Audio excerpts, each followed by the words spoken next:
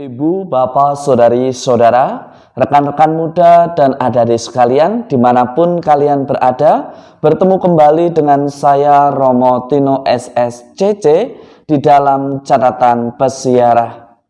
Di dalam perjalanan persiaran hidup kita, Anda dan saya serta kita semua diajak untuk melakukan pertobatan yang sejati, di mana kita mengakukan segala dosa-dosa kita, berusaha sebaik mungkin dan semurni mungkin meninggalkan sesuatu yang jahat dan menerima pengampunan dengan hati yang terbuka, yang senantiasa mau dibentuk, diarahkan, dan juga dipimpin oleh Roh Kudus untuk menuju keselamatan yang kekal.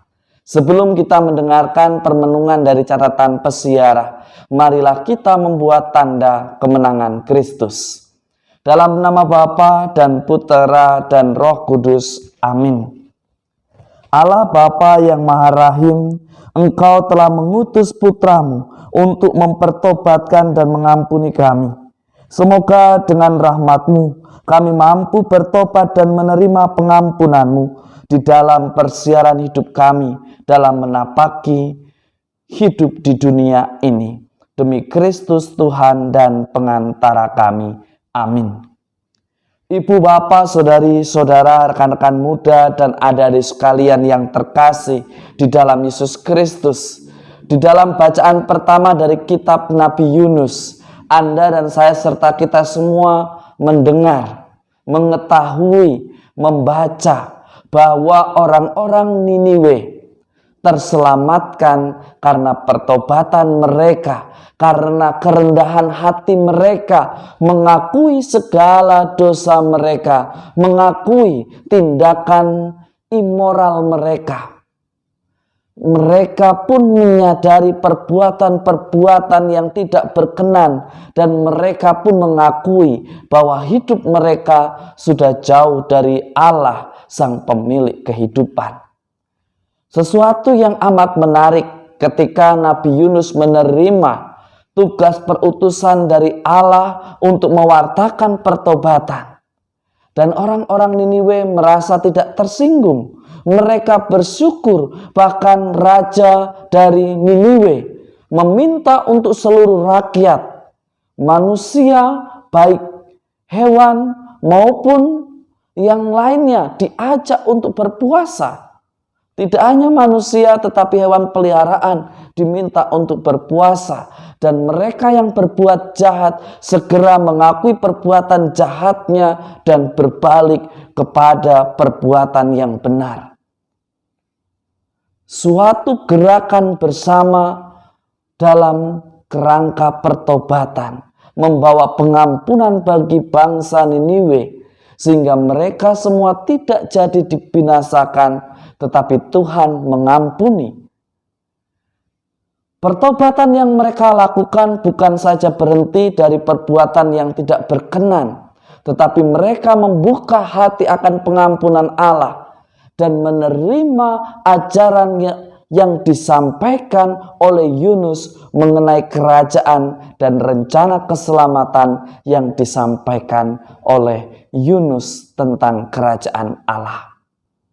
Ibu, bapak, saudari, saudara yang terkasih di dalam Yesus Kristus, seringkali ketika Tuhan mengutus utusannya untuk mengingatkan kita, menegur kita, mengevaluasi kita, yang terjadi seringkali bukannya kita menerima teguran, bukannya kita menerima masukan, bukannya kita menerima evaluasi yang disampaikan dalam bentuk kritik maupun nasihat.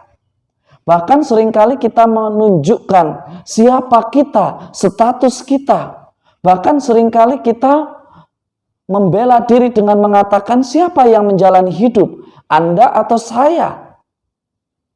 Suatu sikap kesombongan, suatu sikap keangkuhan yang tidak mau membuka diri untuk mendengarkan sesuatu yang baik, yang dapat mengubah cara pandang dan cara hidup kita menjadi lebih baik.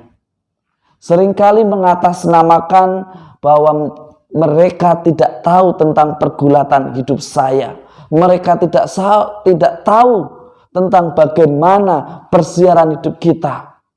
Bahkan seringkali kita pun seperti orang-orang Farisi yang mudah menuduh dan menghakimi mereka yang mengevaluasi, mengkritik, seolah-olah mereka benci dengan kita, seolah-olah mereka itu tidak ada di pihak kita, seolah-olah mereka tidak peduli dengan apa yang kita lakukan. Tetapi mungkin cara kita yang salah, mungkin juga cara kita yang justru membuat kita merasa diri paling hebat, merasa diri paling berguna, merasa diri paling penting. Padahal di dalam tugas perutusan kita diajak seperti Yunus, mampu mengubah seseorang yang dari hatinya tertutup menjadi terbuka untuk diampuni, menerima pengampunan, dan mau berproses menyembuhkan dari perbuatan yang tidak berkenan menjadi perbuatan yang berkenan di hadapan Allah.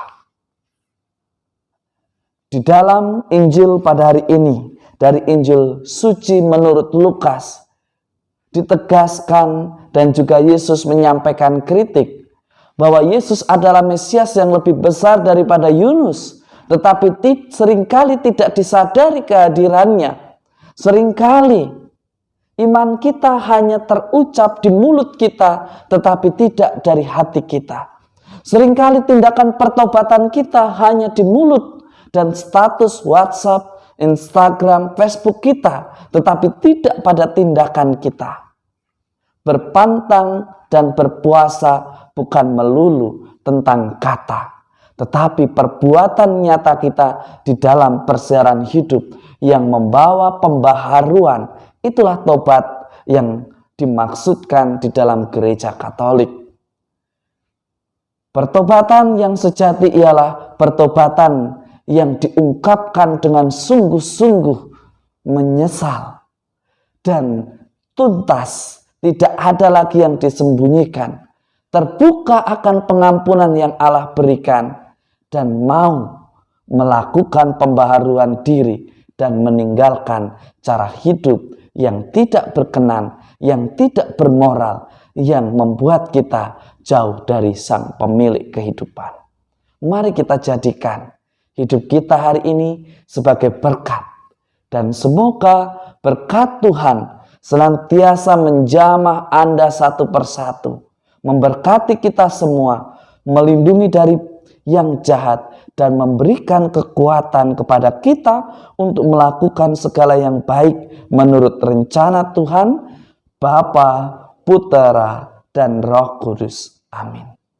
Seringkali hati yang tertutup oleh keegoisan, ambisi, dan merasa diri paling benar, bisa, dan menjadi inisiator, tetapi akan menjadi percuma ketika kita tidak melakukan pertobatan yang sejati, yang hanya memikirkan diri sendiri untuk mendapatkan pujian.